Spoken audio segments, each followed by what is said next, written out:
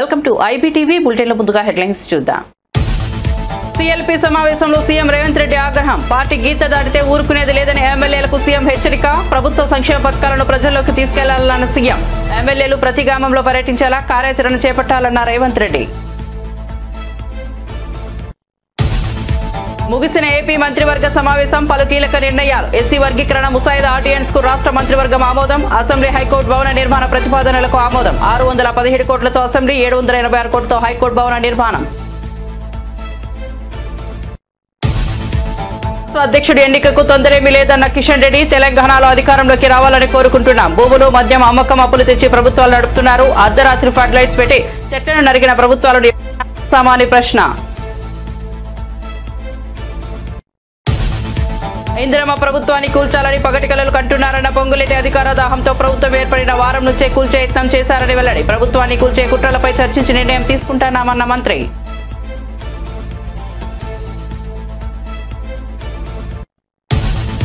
Citizens global capability centre ను ప్రారంభించిన మంత్రి శ్రీధర్ బాబు. హైదరాబాద్ మహానగరం గ్లోబల్ బిజినెస్ హబ్ గా మారిందన్న మంత్రి శ్రీధర్ బాబు. కమర్షియల్ స్పేస్ కు బాగా డిమాండ్ పెరిగిందని వెల్లడి. ఢిల్లీ, చెన్నై లాంటి మెట్రో నగరాలతో పోలిస్తే హైదరాబాద్ లో 56% వృద్ధి రేటు ఉందని వెల్లడి. విచారణకు హాజరైన మన్నె క్రిషాంక్. గచ్చిబౌలి పిఎస్ లో విచారణకు హాజరైన BRS social media convener. Gachibowli భూముల వివాదంలో ఏఐ ఫోటోలు సోషల్ మీడియాలో పోస్ట్ చేశారని నోటీసులు.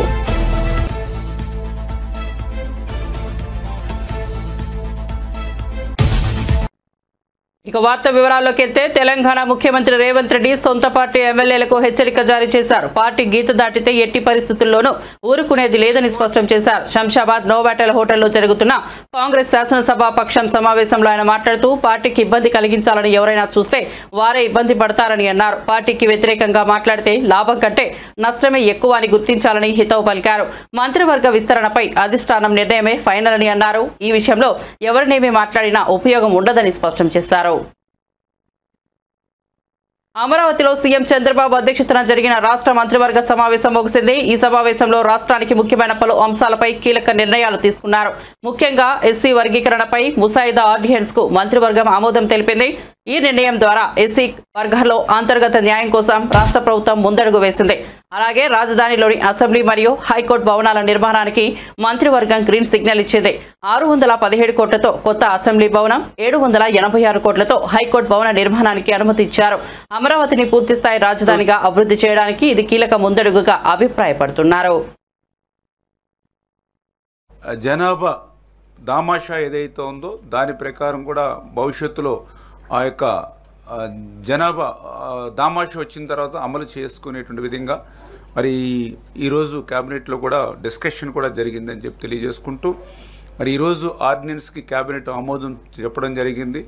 మరి 2-3 రోజుల్లోనే ఆర్డినెన్స్ రావడం, ఆర్డినెన్స్ వచ్చిన వెంటనే మళ్ళీ డిఎస్సి కూడా నోటిఫికేషన్ కూడా ఇచ్చి 45 రోజుల సమయం ఇచ్చి సాధ్యమైనంత వరకు రేపు విద్యా సంవత్సరానికి ముందే ఆ డిఎస్సి ద్వారా కూడా ఈ వర్గీకరణ ఫలాలు అందించాలనేటువంటి ఆలోచనతో కూడా ఈ ప్రభుత్వం ఉందనే విషయాన్ని కూడా ఈ సందర్భంగా తెలియజేసుకుంటూ ఉన్నాం. అదేవిధంగా ఏదైతే మరి ఎన్నికల్లో ఆ రోజు తెలుగుదేశం, జనసేన, బీజేపీ ఏదైతే ఎన్డీఏ కూటమి ఆ రోజు వేట నిషేధ సమయంలో మత్స్యకారులకి 10,000 రూపాయలు ఇచ్చేటువంటి సాయాన్ని 20,000 రూపాయలకి పెంచి ఇస్తామని ఏదైతే చెప్పడం జరిగిందో, మరి ఆ యొక్క 20,000 రూపాయలు కూడా మరి ఈ యొక్క ఏప్రిల్ నెలలోనే 26వ తేదీకి అలా ఆ రోజు మరి గౌరవ ముఖ్యమంత్రి చంద్రబాబు నాయుడు గారు కూడా మరి ఒక మత్స్యకార గ్రామాన్ని సందర్శించి ఆ మత్స్యకార గ్రామంలోనే ఈ యొక్క 20,000 రూపాయలకి పెంచినటువంటి సాయాన్ని వేట నిషేధ కాలంలో ఎవరైతే ఉంటారో వాళ్ళకు అందించేటువంటి ప్రక్రియ కూడా ఆ 20,000 సాయం ఈ యొక్క ఏప్రిల్ 26వ తేదీన అందజేయాలనేటువంటిది కూడా ఒక నిర్ణయంగా మరి భావించడం జరిగిందని చెప్పి కూడా మీ ద్వారా కూడా తెలియజేసుకుంటూ, మరి అదేవిధంగా ఏదైతే మరి ఈ యొక్క ఐటీ డిపార్ట్మెంట్కి సంబంధించి ఏదైతే ఈ యొక్క ఐటీ డిపార్ట్మెంట్ని స్ట్రెంగ్తన్ చేయాలి, 20 లక్షల ఉద్యోగాల కల్పన ఏదైతే మనం ఎన్నికల్లో చెప్పామో దాన్ని నెరవేర్చేటువంటి విధంగా ఐటీ డిపార్ట్మెంట్స్ని స్ట్రెంగ్తన్ చేసేటువంటి విధంగా పర్టికులర్గా ఏదైతే టీసీఎస్, ఎందుకంటే ఈవేళ ప్రపంచంలోనే ఒక అగ్రగామి సాఫ్ట్వేర్ ఏదైతే టీసీఎస్ ఏదైతే ఉందో మన రాష్ట్రంలో మరి పెద్ద ఎత్తున ఆ టీసీఎస్ విస్తరించేటువంటి విధంగా మరి వాళ్ళకు కూడా ఒక ల్యాండ్ ఏదైతే ఉందో మరి ఆ ల్యాండ్ కూడా వాళ్ళకి అంటే ఒక మెసేజ్ని పాస్ చేయాలనేటువంటి ఉద్దేశంతో అవసరమైతే మరి ఒక 99 పైసలకి మనం ఇచ్చేటువంటి విధంగా కూడా మనము ఒక నిర్ణయం తీసుకోవాలనేటువంటి విధానమే కాకుండా మిగిలినటువంటి తెలంగాణలో బీజేపీ అధికారంలోకి రావాలని కృషి చేస్తున్నామన్న కేంద్ర మంత్రి కిషన్ రెడ్డి రాష్ట్ర అధ్యక్ష పదవికి సంబంధించి త్వరిత నిర్ణయం అవసరం లేదని స్పష్టం చేశారు. హైదరాబాద్లో మీడియాతో మాట్లాడిన ఆయన ప్రస్తుతం రాష్ట్ర ప్రజల సమస్యలపై తమ దృష్టి కేంద్రీకరించామని తెలిపారు. రాష్ట్ర ప్రభుత్వాలను విమర్శించిన కిషన్ రెడ్డి భూములు అమ్మడం, మద్యం అమ్మకాలపై ఆధారపడే పాలన కొనసాగుతోందని మండిపడ్డారు. అదేవిధంగా హెచ్సియు భూ కుంభకోణాన్ని ప్రస్తావిస్తూ అర్ధరాత్రి ఫ్లడ్లైట్స్ వెలుగులో చెట్లను నరుకుతున్న ప్రభుత్వాన్ని ఎప్పుడైనా చూసామా అని ప్రశ్నించారు. హెచ్సియులో జింకలు, నెమలు సహజంగా ఉండటం వాస్తవమేనని వాటిని ప్రదర్శించడంలో తప్పేమీ లేదన్నారు. తెలంగాణలో రాజకీయాలు రోజురోజుకి వేడెక్కుతున్నాయి. బీఆర్ఎస్ రజతోత్సవ సభను పురస్కరించుకుని మాజీ మంత్రి ఎమ్మెల్యే జగదీష్ రెడ్డి సంచలన వ్యాఖ్యలు చేశారు. బంగ్లాదేశ్లో ప్రజల తిరుగుబాటును తట్టుకోలేక అక్కడ ప్రధాని పారిపోయినట్లు రేవంత్ రెడ్డి కూడా తెలంగాణ ప్రజల తిరుగుబాటును తట్టుకోలేక పారిపోవాల్సిన పరిస్థితి వచ్చేలా ఉందని ఘాటు వ్యాఖ్యలు చేశారు. వరంగల్లో జరగబోయే బీఆర్ఎస్ రజతోత్సవ సభ కేవలం పార్టీ విజయోత్సవ సభ మాత్రమే కాదని ఇది ప్రజల కోపాన్ని, తిరుగుబాటుకు వ్యక్తం చేసే వేదికగా మారుతోందన్నారు. ప్రజలు కాంగ్రెస్ ప్రభుత్వ మోసాలకు మరోసారి గుణపాఠం చెప్తారని హెచ్చరించారు. పోలీసులను అడ్డం పెట్టుకొని తిరుగుతాం, పోలీసులు మమ్మల్ని కాపాడతారు, ఏదో టీఆర్ఎస్ కార్యకర్తల మీద కేసు పెట్టి భయపెట్టవచ్చు, సోషల్ మీడియాలో రాష్ట్రంలో మీద కేసులు పెట్టి భయపెట్టవచ్చు, అది ఒక పిచ్చి భ్రమంలో ఉన్నారు.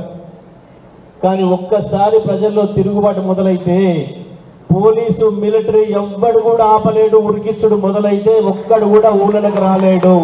కాంగ్రెస్ పార్టీ ఎమ్మెల్యేలు కావచ్చు, మంత్రులు కావచ్చు, ఊళ్ళలో తిరగలేడు.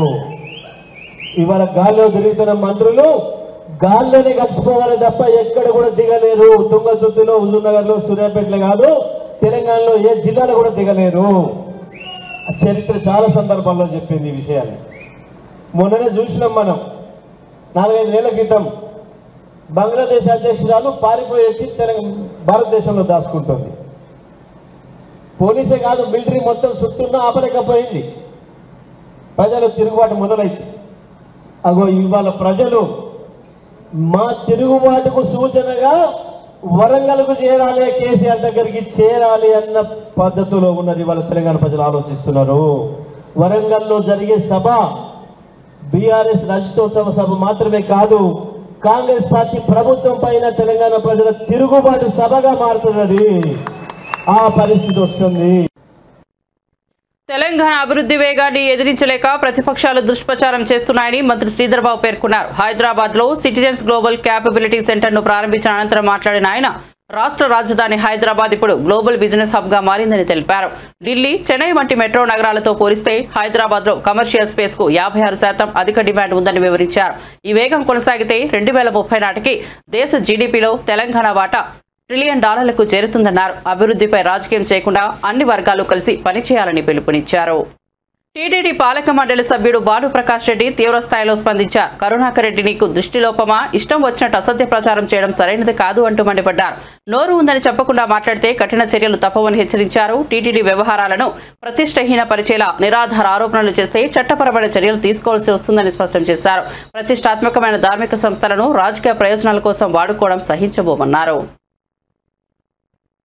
ప్రపంచ ఆధ్యాత్మిక రాజధాని తిరుమల తిరుపతి దేవస్థానాన్ని, కోట్లాది మంది శ్రీవారి భక్తుల మనోభావాల్ని కించపరిచే విధంగా, బాధపడే విధంగా, గాయపడే విధంగా గతంలో టీటీడీ ధర్మకర్తల మండలి సభ్యుడిగా, టీటీడీ ధర్మకర్తల మండలి అధ్యక్షుడిగా పనిచేసినటువంటి భూమన కరుణాకర్ రెడ్డి గారు గత వారం ముందు టీటీడీ గోశాల్లో గోవులు, దూడలు చనిపోతున్నాయి. ఈ 3 నెలల కాలంలో 100 పైచిలుకు గోమాతలు, దూడలు చనిపోయాయి. దానికి దానా సరిగ్గా వేయట్లేదు, బక్క చిక్కిపోయాయి. ఒక అసత్య అబద్ధపు ప్రచారాన్ని గోవింద భక్తుల్లోకి, శ్రీవారి భక్తుల్లోకి, ప్రజల్లోకి తీసుకుని వెళ్ళడం జరిగింది. నేను ఆ రోజే చెప్పాను, కరుణాకర్ రెడ్డి గారు మీరు రండి, గోశాలని పరిశీలిస్తాం, ఏ విధంగా గోవులు ఆరోగ్యంగా ఉన్నాయో, ఏ విధంగా గోవులు బలంగా ఉన్నాయో చూపిస్తా. మీకు దృష్టిలోపం ఏమైనా ఉందేమో బాగుండేటివి కూడా బక్కగా కనపడతాయేమో మీకు వచ్చినటువంటి ఇన్ఫర్మేషన్ ఎవరిచ్చారో అవన్నీ తప్పుడు ఇన్ఫర్మేషను. ఏదైనా ఇన్ఫర్మేషన్ వస్తే మాకు కూడా ఇన్ఫర్మేషన్ వస్తుంది, దాన్ని మేము జాగ్రత్తగా పరిశీలించి దాన్ని ప్రజల ముందుకు పత్రికా ముందుకు వస్తాం. గతంలో మేము కూడా మీరు ధర్మకర్తల మండలి అధ్యక్షుడు ఉన్నప్పుడు కానీ 2019 నుంచి 24 వరకు మేము కూడా అనేక సందర్భాల్లో తిరుమల తిరుపతి దేవస్థానాల్లో జరిగినటువంటి అవినీతి అక్రమాల మీద పోరాటం చేసినటువంటి వ్యక్తులం. కానీ ఆధారాలతో చేశాము, పూర్తి ఆధారాలతో చేశాము. మీ ప్రభుత్వం టీటీడీ సంయుక్తంగా తీసుకునే నిర్ణయాల మీద హైకోర్టుకి పోతే ధర్మమే గెలిచింది. నేనే వ్యక్తిగతంగా హైకోర్టుకి వెళ్తే అన్నీ మీరు తీసుకునే నిర్ణయాలకి వ్యతిరేకంగా హైకోర్టు స్టే విధించడం జరిగింది. దీన్ని బట్టి మీ పరిపాలన ఏ విధంగా జరిగిందో ప్రజలందరూ అర్థం చేసుకుంటారు. ఈరోజు కరుణాకర్ రెడ్డి గారి మీద కేసు నమోదు చేయాలని చెప్పి ధర్మకర్తల మండలి సభ్యుడిగా ఈరోజు తిరుపతి ఎస్పీ గారిని మా భారతీయ జనతా పార్టీ బృందంతో లీగల్ టీంతో నేను కలవడం జరిగింది. భక్తుల మనోభావాలను దెబ్బతీసే విధంగా వారు వ్యవహరించారు. బిఎన్ఎస్ నంబర్ 356 భారతీయ న్యాయ సంహిత 356 and 74 ఆధారంగా కరుణాకర్ రెడ్డిపై కేసు నమోదు చేయాలని చెప్పి మేము ఇప్పుడు ఎస్పీ గారికి ఫిర్యాదు చేశాం. కాంగ్రెస్ పార్టీకి ఇందిరమ్మ ప్రభుత్వానికి ప్రజలు మద్దతు ఇచ్చారని మంత్రి పొంగులేటి శ్రీనివాసరెడ్డి అన్నారు. ప్రభుత్వాన్ని పడగొట్టాలని పలువురు కోరుతున్నారంటూ బీఆర్ఎస్ ఎమ్మెల్యే కొత్త ప్రభాకర్ చేసిన వ్యాఖ్యలపై మంత్రి ఆగ్రహం వ్యక్తం చేశారు. తమ ప్రభుత్వం ఏర్పడి వారం నుంచే అధికార దాహంతో కూల్చే ప్రయత్నం చేస్తున్నారన్నారు. అధికార దాహంతో ప్రజలు చాలా క్లియర్గా కాంగ్రెస్ పార్టీకి ఇందిరమ్మ ప్రభుత్వానికి మద్దతు తెలిపి పూర్తి మెజారిటీ ఇచ్చినప్పటికీ ఈ ఇందిరమ్మ ప్రభుత్వాన్ని మేము కూలుస్తామని అనేక పర్యాయాలు ఆనాడు 10 సంవత్సరాలు పరిపాలించిన పార్టీ నాయకులు తహతాలాడుతున్నారు. అనేక సందర్భాల్లో గౌరవ ముఖ్యమంత్రి గారు సహచర మంత్రులు అనేక సందర్భాల్లో మేము స్పందించాం. కొత్త ప్రభాకర్ రెడ్డి గారు ఏదో మీడియాలో ఉదయం చూశాను, చాలా స్పష్టంగా చెప్పారు. ఏదైతే మొదటి నుంచి ధరణి కార్యక్రమం ద్వారా గడిచిన 10 సంవత్సరాలలో అధికారంలో ఉన్న పార్టీ అక్రమంగా పేదోళ్ల ఆస్తిని, పేదోళ్ల భూమిని, ప్రభుత్వ భూములని, వక్ఫ్ బోర్డు భూములని, రెవెన్యూ భూములని, అటవీ శాఖ భూములని వారి తొత్తులకి కట్టబెట్టామని చెబుతూ వచ్చామో, ఆ కట్టబెట్టి లబ్ధి పొందిన లబ్ధిదారులు ఎవరైతే ఉన్నారో ఆ లబ్ధిదారులకి ఏ భూభారత్నైతే నిన్న లాంచ్ చేశామో, ఏ భూభారత్ వస్తే పేదవాడికి న్యాయం జరుగుద్ది, ప్రభుత్వ స్థలాలకి పూర్తి భద్రత ఉంటది అని ఒక సదుద్దేశంతో భూభారత్ని లాంచింగ్ చేయటానికి కొన్ని గంటల ముందే ఆ గౌరవ శాసనసభ్యులు కొత్త ప్రభాకర్ రెడ్డి గారు అన్నది వారి గుండెల్లో రైలు ఎలా పరిగెడుతుందో, వారి ఆందోళన ఏంటో ఈ భూభారత్ వచ్చిన తర్వాత చాలా స్పష్టంగా అర్థమవుతుంది. అంటే ఇది కొత్త ప్రభాకర్ రెడ్డి గారు వారి సొంత ఆలోచన కాదు. కొత్త ప్రభాకర్ రెడ్డి గారు అంటే కేసీఆర్ గారి ఆత్మ. కేసీఆర్ గారి నోట్లో నుంచి ఏ మాట రావాలనో అది కొత్త ప్రభాకర్ రెడ్డి గారి నోట్లో నుంచి వచ్చే మాట. దానికి ఉదాహరణ ఉంది. ఆనాడు కేసీఆర్ గారు పార్లమెంటు సభ్యుడిగా రాజీనామా చేస్తే ఆ సీటుని కొత్త ప్రభాకర్ రెడ్డి గారికి ఇచ్చారు. బై ఎలక్షన్ లో కేసీఆర్ గారి అసెంబ్లీ గజ్వేల్ కాన్స్టిట్యున్సీకి ఇన్ఛార్జ్ ఎవరన్నాయి? కొత్త ప్రభాకర్ రెడ్డి గారు. అంటే కొత్త ప్రభాకర్ రెడ్డి గారు కేసీఆర్ గారి ఆత్మ అని చెప్పటానికి ఇంకొక నిదర్శనం అవసరంలా. ఏదైతే ఆనాడు కేసీఆర్ గారి ప్రభుత్వం, టిఆర్ఎస్ ప్రభుత్వం అధికారంలో ఉన్నప్పుడు ఏవైతే ప్రభుత్వ భూములు కొల్లగొట్టారో, పేదవాడి భూములు కొల్లగొట్టారో, ఆ భూములన్నీ మళ్లీ తిరిగి వెనక్కి వస్తున్నాయని భయ ఆందోళనకి గురైన వారి తొత్తులు, ఆ పింక్ కలర్ షర్ట్ వేసుకున్న రియాలిటీ వాళ్ళు భయభ్రాంతులు చెంది అక్రమంగా సంపాదించిన ఆస్తి ఈ భూభారత చట్టం ద్వారా తిరిగి ప్రభుత్వం తీసుకుంటదని వారి గుండెల్లో రైళ్లు పరిగెత్తి ఎంత ఏదైనా ఎన్ని కోట్లు ఖర్చైనా ఎమ్మెల్యేలని పశువులలాగా సంతలో పశువుల్లాగా మీరు కొని కాంగ్రెస్ పార్టీని ప్రజల ఎన్నుకున్న ఇందిరమ్మ ప్రభుత్వాన్ని కూలగొట్టండి అని కేసీఆర్ గారి సూచనల మేరకే, కేసీఆర్ గారి ఆలోచనల మేరకే, కేసీఆర్ గారి ఆత్మలో ఉన్నదానిని మేరకే ఈ కొత్త ప్రభాకర్ రెడ్డి గారు నిన్న మాట్లాడారు అనటానికి ఇంతకంటే నిదర్శనం ఏమీ అక్కరలేదు. గచ్చిబౌలి భూముల వివాదంపై సోషల్ మీడియాలో ఏఐ ఫోటోలు పోస్ట్ చేసిన కేసులో BRS social media convener Monday Krishank Gachibowli police station కు విచారణకు హాజరయ్యారు. ఇటీవల ఆయనపై కేసు నమోదు చేసిన పోలీసులు వివరణ కోరుతూ నోటీసులు జారీ చేయగా మండే క్రిషాంక్ మంగళవారం విచారణకు హాజరయ్యారు. కేసీఆర్, కేటీఆర్లపై విమర్శలు చేస్తూ రాష్ట్ర ప్రభుత్వం భూ కుంభకోణానికి పాల్పడిందని ఆరోపణలు చేసిన క్రిషాంక్ హెచ్సియు భూములు కట్ చేస్తూ రూపొందించిన ఏఐ గ్రాఫిక్స్ ను సోషల్ మీడియాలో పోస్ట్ చేశారు. ఇది ప్రభుత్వం పరువు నష్టం కలిగించేలా ఉందంటూ కేసు నమోదు చేశారు. కాగా ఈ వ్యవహారం రాష్ట్ర రాజకీయాల్లో తీవ్ర చర్చనీయాంశంగా మారింది. తెలంగాణలో రాజకీయ వేడి చమురు కాస్తా పెరుగుతోంది.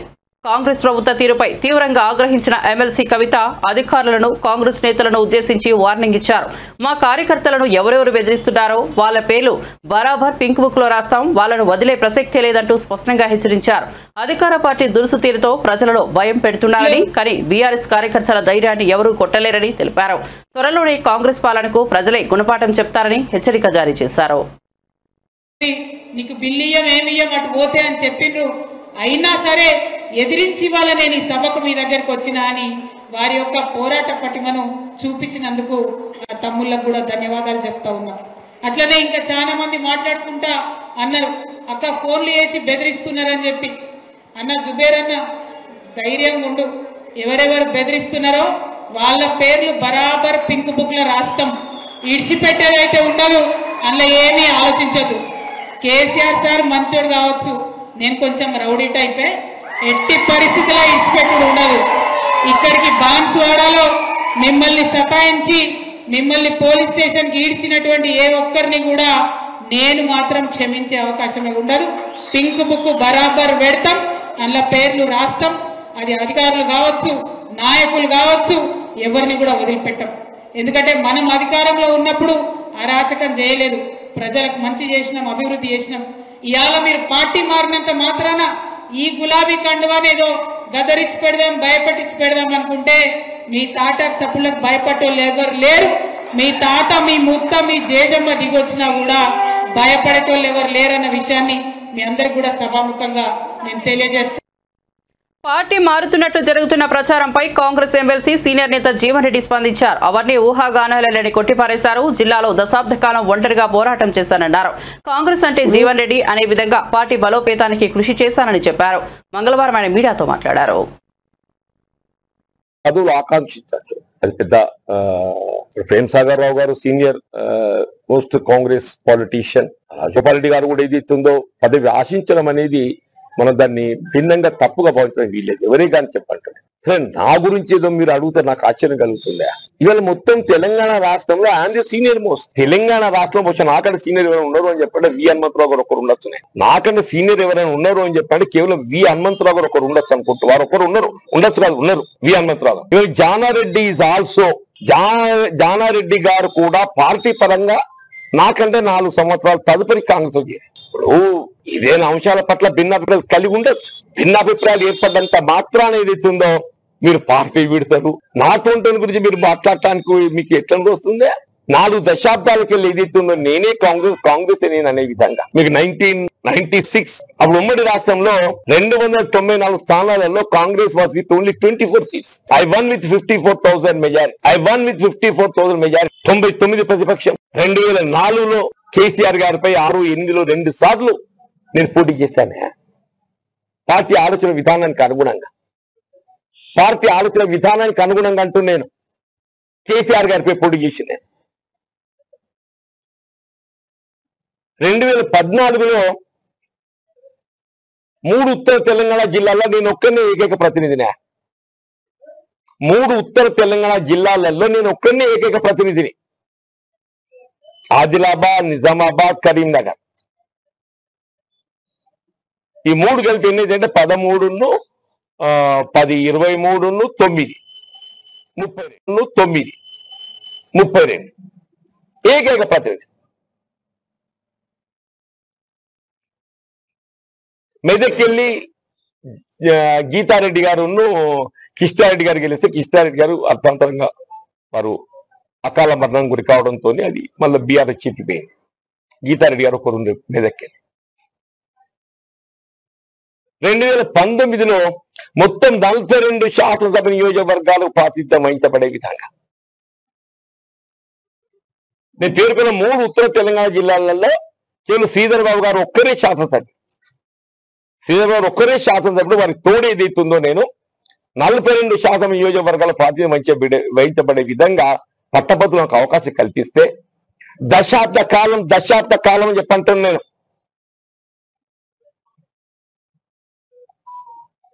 శాసన మండలి ఏకైక ప్రతిపక్ష సభ్యుడిగా టిఆర్ఎస్ యొక్క కార్పొరేషన్ చైర్మన్ మౌలానా ముస్తాక్ అహ్మద్ ఆగ్రహం వ్యక్తం చేశారు. ఎన్టీఆర్ భవన్ అమరావతిలో ఏర్పాటు చేసిన మీడియా సమావేశంలో మాట్లాడిన ఆయన జగన్ పాలన కాలంలో మైనార్టీలు తీవ్రంగా నిర్లక్ష్యానికి గురయ్యారని మండిపడ్డారు. 5 సంవత్సరాలు మైనార్టీలను పట్టించుకుని జగన్ ఇప్పుడు శోకాభావం వ్యక్తం చేస్తూ నాటకాలు చేస్తున్నారని తెలిపారు. మైనార్టీ కార్పొరేషన్ నిధులు లేక ఖాళీగా ఉండిపోయాయని తెలిపారు. ఉపాధి అవకాశాలు, విద్యా పథకాలు ఎటు వెళ్లిపోయాయని ప్రశ్నించారు. ముస్లిం మైనార్టీలు ఆత్మవంచనకు గురయ్యారని తెలిపారు. ఈసారి ప్రజలు బుద్ధి చెప్పారని వ్యాఖ్యానించారు. మోసం చేయాలంటే రాష్ట్ర ప్రజలు సహించరు. అది ఏమంటే వక్ఫ్ సవరణ చట్టం గురించి జగన్మోహన్ రెడ్డి గారు వాళ్ళ ఎంపీలు లోక్సభలో వ్యతిరేకించి రాజ్యసభలో వక్ఫ్ అమెండ్మెంట్ యాక్ట్కి మద్దతుగా నిలబడినారు. ఆ తర్వాత జగన్మోహన్ రెడ్డి గారు విప్ జారీ చేయడం జరిగింది. ప్రతి ఒక్కరూ అర్థం చేసుకోవాలి, ఆ విప్ రాజ్యసభలో మద్దతు ఇవ్వక ముందు జారీ చేయాల్సింది. పని పూర్తి చేసి విప్ జారీ చేసి రాష్ట్ర ప్రజలకి మభ్యపెట్టి మోసం చేయడానికి ఒక కుట్ర. గతంలో చూసుకుంటే జగన్మోహన్ రెడ్డి గారు అలయన్స్లో కూడా లేడు. ఆ సమయంలో సిఏఏ, ఎన్ఆర్సి, అదేవిధంగా తలాక్ బిల్, అదేవిధంగా ఆర్టికల్ 370 అన్ని బిల్లులకి బేషరతుగా మద్దతు ఇవ్వడం జరిగింది. ఈరోజు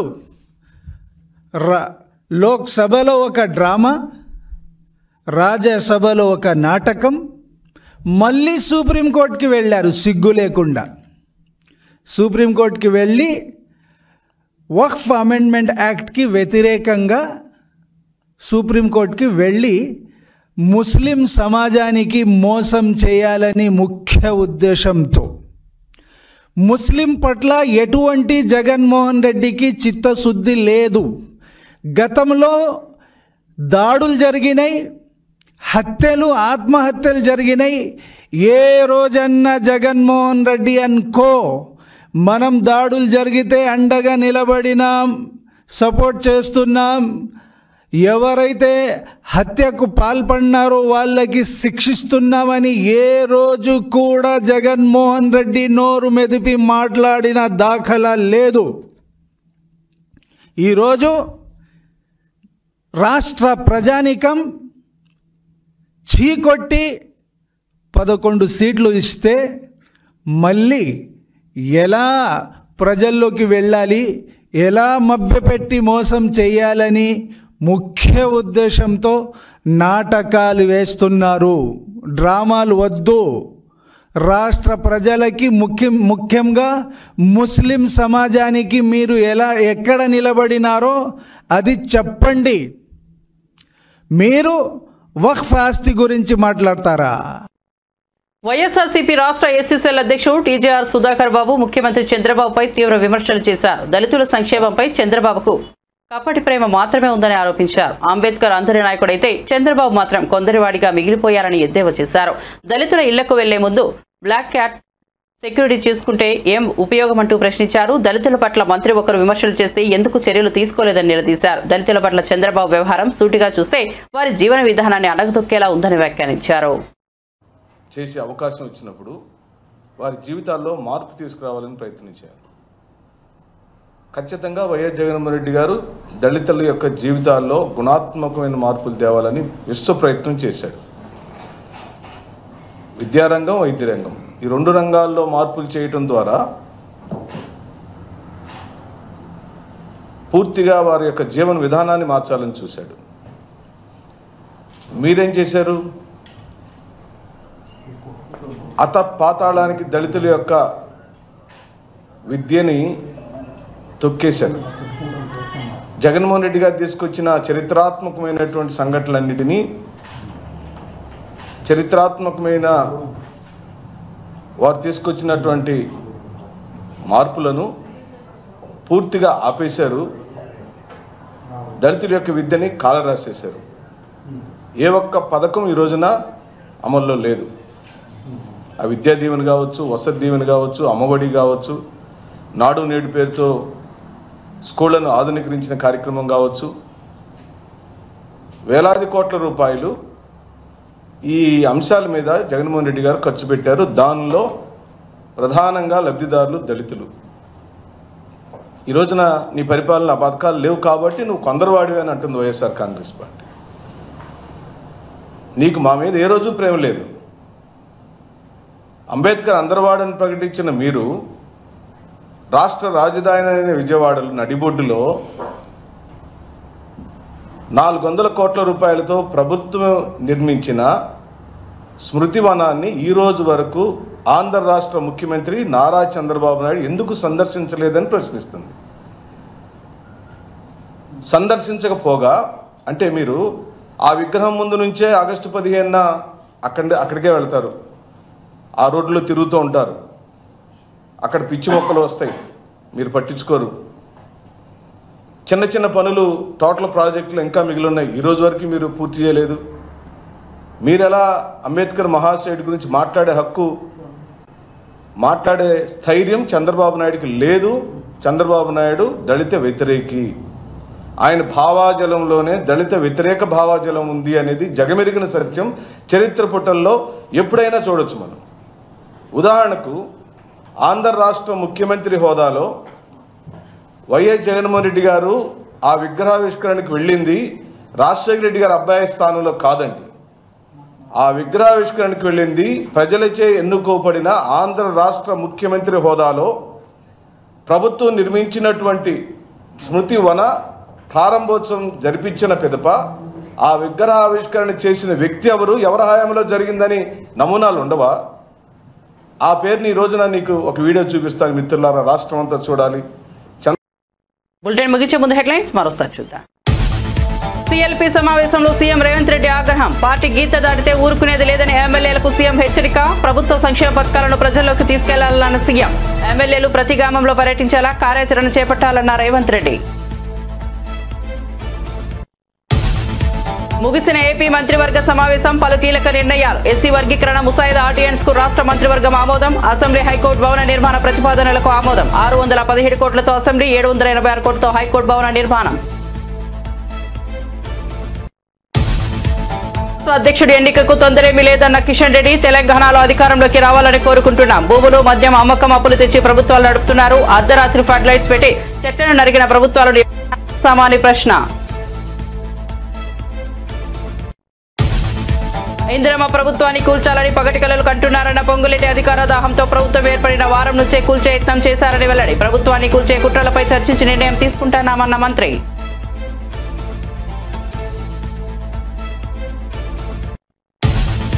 సిటిజన్స్ గ్లోబల్ క్యాపబిలిటీ సెంటర్ ను ప్రారంభించిన మంత్రి శ్రీధర్ బాబు. హైదరాబాద్ మహానగరం గ్లోబల్ బిజినెస్ హబ్ గా మారిందన్న మంత్రి శ్రీధర్ బాబు. కమర్షియల్ స్పేస్ కు బాగా డిమాండ్ పెరిగిందని వెల్లడి. ఢిల్లీ, చెన్నై లాంటి మెట్రో నగరాలతో పోలిస్తే హైదరాబాద్ లో 56% వృద్ధి రేటు ఉందని వెల్లడి. విచారణకు హాజరైన మన్నె క్రిషాంక్, గచ్చిబౌలి పిఎస్ లో విచారణకు హాజరైన BRS social media convener. Gachibowli భూముల వివాదంలో ఏఐ ఫోటోలు సోషల్ మీడియాలో పోస్ట్ చేశారని నోటీసులు.